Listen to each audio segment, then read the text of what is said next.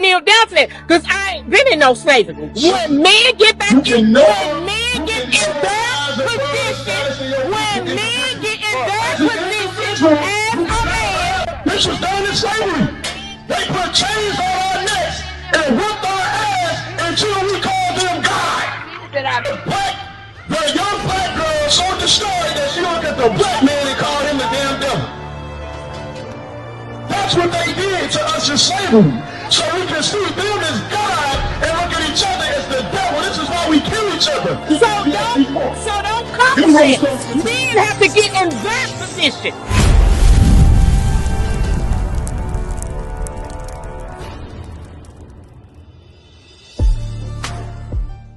I'm going to tell you a problem with our people, sis. We like to disassociate ourselves from what we went through as a people. You understand? We bring up slavery, we say, I ain't go through no slavery. But guess what? We still suffering from, we still suffering from slavery, right? And, hold on, listen. The trauma that we suffer through slavery and Jim Crow is embedded in our DNA. You can look this up. You understand what I'm saying? So, you went through it. That's what we telling you went through it. Just because you wasn't there, and what a lot of people don't understand, what a lot of people don't understand, sister, is that we was there. We generate. Our mothers. You ever heard the term? You ever heard somebody say that they didn't hear him before? Can I get a right? Right. We are our ancestors punished for what our forefathers did, because that was us. The same reason why the white man come on this earth and do the same thing over and over and over again every time he comes to power, because it's the same people. You understand? Matter of fact, give me that Ecclesiastes 4. Where it say there's no end to all people? Yeah, Ecclesiastes 4. You understand what I'm saying? So we can't disassociate ourselves. It's a thing called collective injury, right? That we're supposed to have. When your brother or sister go through something, you're supposed to feel it. You ain't supposed to wait till they get home. You understand what I'm saying? It don't matter if it was her in St. Louis. It don't matter if it happened in New York. You're supposed to feel some type of weight. You understand what I'm saying? Watch this. This is the book of Ecclesiastes, chapter 4, verse 16. There is no end of all the people. Ain't no end of all the people. We keep regenerating. You understand? That's why we go through generational curses. Right? Read. Even of all that have, and I know you that looked in the baby eyes and said, I know you have. That baby reminded you of somebody. I know. Cycle. I know you did. What's the breed? God had already declared that I'm even of all that have been before them, they also that come after, they have not rejoiced in him. Watch this. Showing this also is vanity and vexation of spirit. Read. Give me 4 and 1. Check this out. Because this is what we gotta ask. And this, I'm telling y'all youngsters, this is what we gotta think. You understand what I'm saying? We can't just look at what's going on with our people and say, it ain't me. It ain't happening to me. That didn't happen to me. We can't do that. Because guess what? If Martin Luther King did that, we wouldn't be where we are today. If Malcolm X did that, we wouldn't be where we are today. That's right. You understand what I'm saying? Watch this. Read. This is the book of Ecclesiastes, chapter 4, verse 1. So I return and consider all the oppressions that are done under the sun. The Bible is talking about oppression. You understand? Why the churches ain't talking about this? Why the churches ain't bringing these scriptures out? When they talking to an oppressed people, everybody they look at in that audience is oppressed. That's right. So why they ain't bringing this out? Read. And behold, the tears of such as were oppressed, the tears of those that's oppressed. All the mamas that's crying over their dead son when he gets shot down in these streets. You understand what I'm saying? All the mamas that's crying when the damn police gun your baby down. Right? All the women that was crying when they was taking our babies from them during slavery. You understand? That's what the Bible say consider. Read it from the top again. So I return and consider all the oppressions that are done under the sun. Who are the most oppressed people under the sun? It's us. You understand what I'm saying? This is what the Bible talking about. The Bible very specific, y'all. It ain't talking to nobody but us. That's what we're trying to show our people. You understand? So we can't disassociate ourselves from what we went through, because that's what identifies us. Give me that in Deuteronomy 28. Read, hold on, finish it off. Watch this, read. And behold, the tears of such as were oppressed. They had no comfort. We ain't got no comforter. Ain't nobody coming to see about us. You understand? We gotta wake up. And it's gonna start with the men in our community. That's right. Right? That's where we gotta start at. You understand? But guess what? The men see this right here and they keep walking. Because we've been beat down. Our men are weak today. And that's what we out here to do. We out here to strengthen our people, build our people up, remind our people of the hell we going through so we can get mad. We ain't mad enough. And on the sun, we ain't mad enough. We okay with waking up every day, going to get a tray 5 and a pint of energy or something, and that's our day. We okay with that.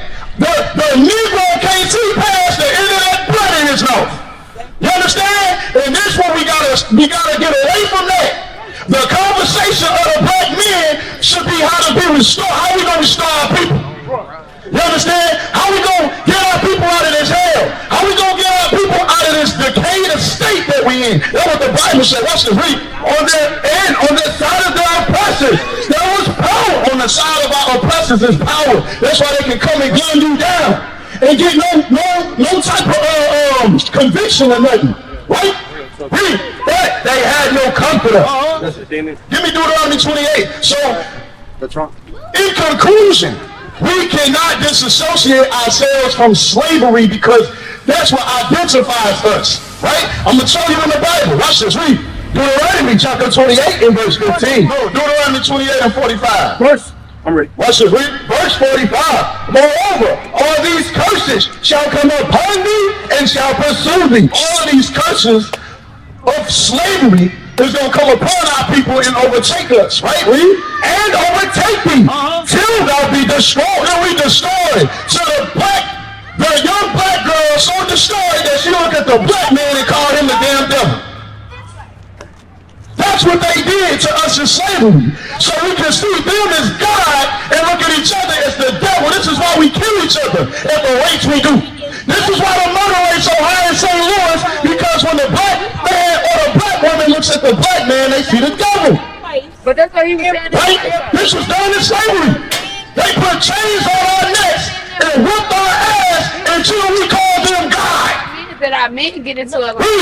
I understand what you're saying, but what I'm saying is, because thou hearkenest not unto the voice of the Lord thy God, to keep his commandments and his statutes, which he commanded thee. And they shall all say, all this was going to happen because he gave his chosen people rules that he didn't give nobody else. And we didn't follow him. So he allowed the same people that envied us, the same people that wanted to overthrow us since the beginning of time, he allowed them to overtake us. The same people that wanted our spot. Now we got to serve these same people we're supposed to be ruling over. Read. And they shall be upon thee for a sign. These curses is going to be upon us for a sign. A sign identifies something. You understand? This is how we know we on Cochran right now. Because there's a sign, it identifies the street that we on. So the same way, God said these curses are going to identify his people. So we can't say that wasn't me in slavery. That's what identifies us. You understand what I'm saying? I ain't gonna never kneel down to that, because I ain't been in no slavery. When men get back in, when men get in their position, when men get in their position as a man, because the men are the head of the household. So don't come with it. Men have to get in their position. Once they get in, okay, I understand what you're saying. Yeah. No, you don't know that. No, you don't know that. Because the Bible, Romans chapter 12 and verse 15. Rejoice with them that do rejoice, and weep with them that weep. We gotta weep with those that weep. Our people that's going through it, we gotta sorrow with them. Right? Give me Job 8 and 8. You understand? Because we like to disassociate ourselves with our history. But watch what the Bible says. The Bible says everything that she said, the Bible says the exact opposite. Am I right or wrong? You right. Am I lying out here? No. Am I making this up?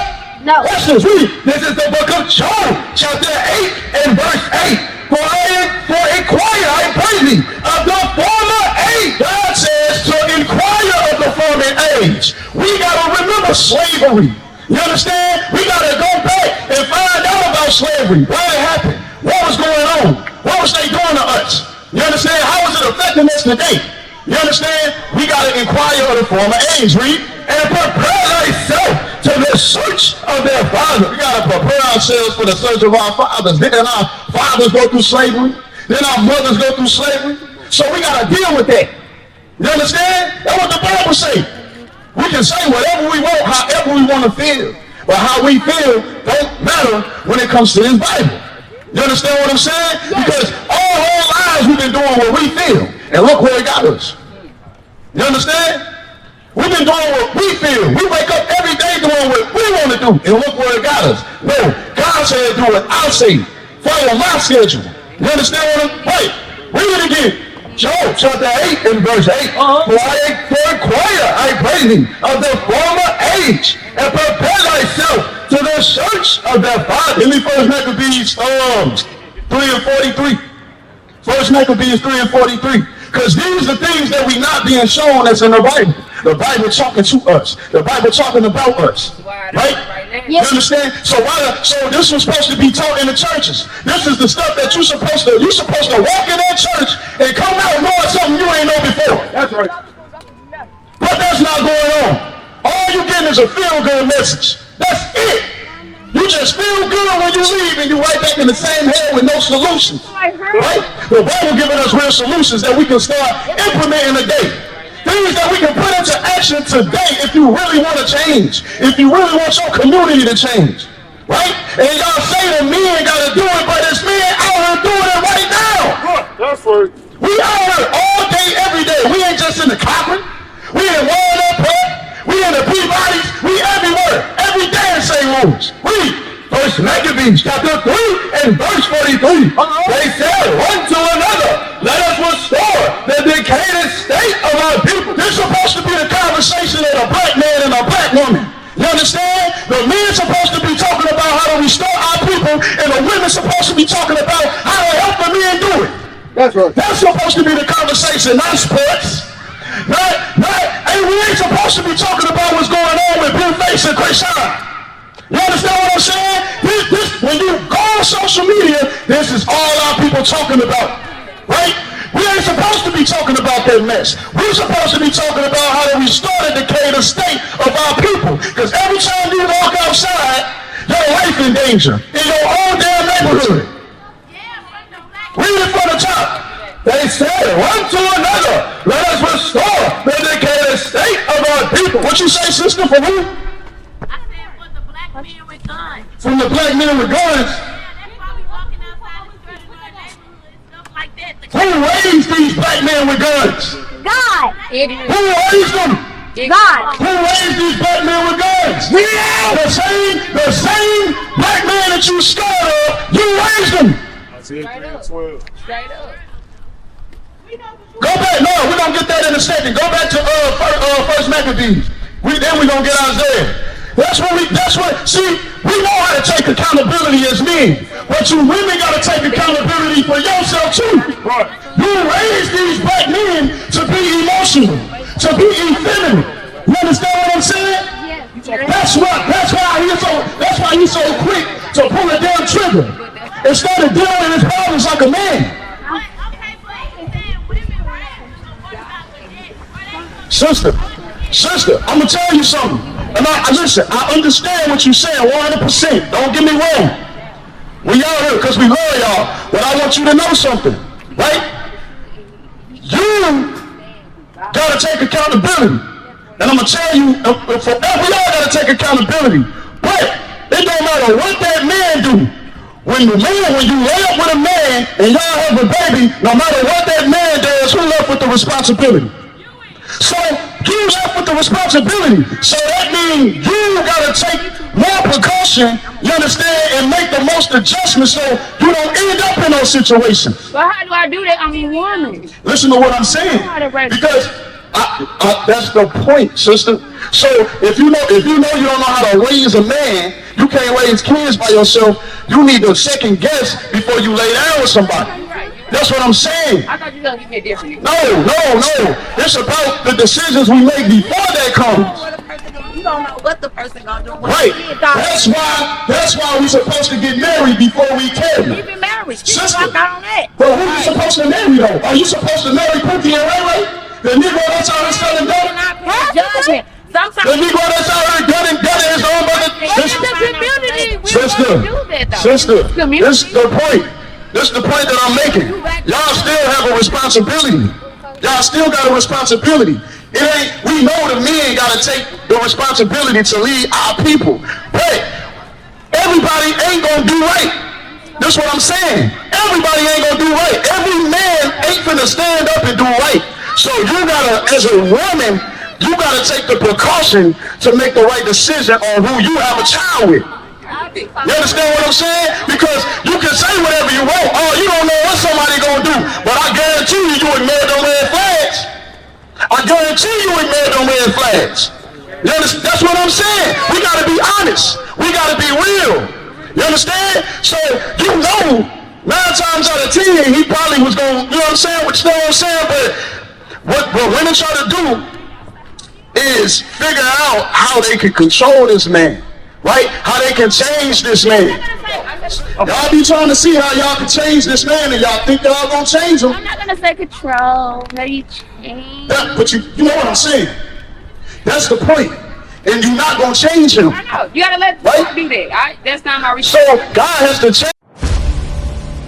We work with anybody and form coalition with anybody that has revolution on their mind.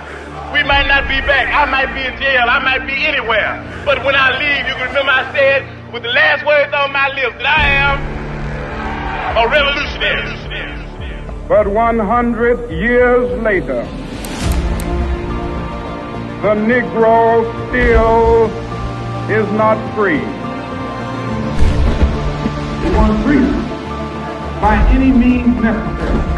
We want justice by any means necessary. This is a revolution of God. This time that we're living in, the greatest time on earth, revolution. Spiritual and biblical revolution. All these lives will be shut down in the earth. I remember he's strong in Lord. His life, his life, his life, his life, his life, his life.